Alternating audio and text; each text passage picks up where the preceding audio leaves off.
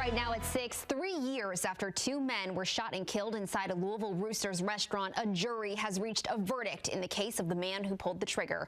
I'm Noelle Friel. John and Myra are off tonight. They found 24-year-old Karson Reitz was not guilty of murder, but he was convicted on lesser charges in the deaths of Mike Miller and Bradley Cross. Wave News reporter Alina Noakes has been following this case. She is live at the courthouse where that verdict was announced just minutes ago.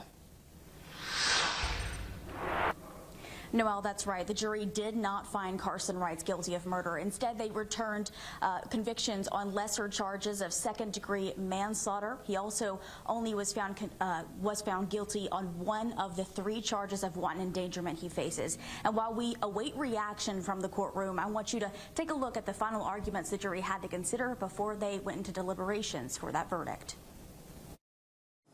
Mike Miller's not a victim. Just because you get shot doesn't make you a victim. A strong statement to jurors as defense attorney Steve Romines made an emotional plea for 24-year-old Karson Reitz. People ask me, how do you represent people when you know they're guilty? It's when you know they're innocent.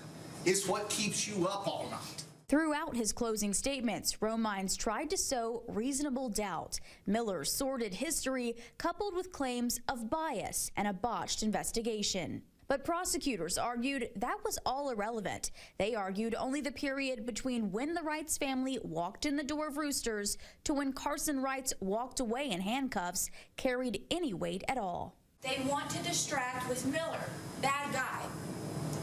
Okay.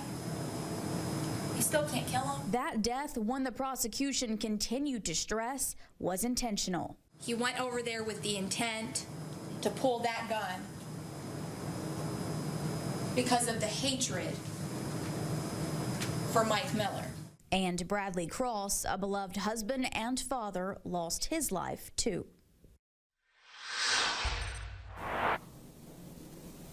The jury is currently in the sentencing phase. They're going to return a recommendation for the judge on a sentence that Karson Reitz should face. We're going to keep you updated throughout the night at 7 and 11 here on Wave News. Live at the courthouse, Alina Noakes, Wave News. All right, Alina, thanks.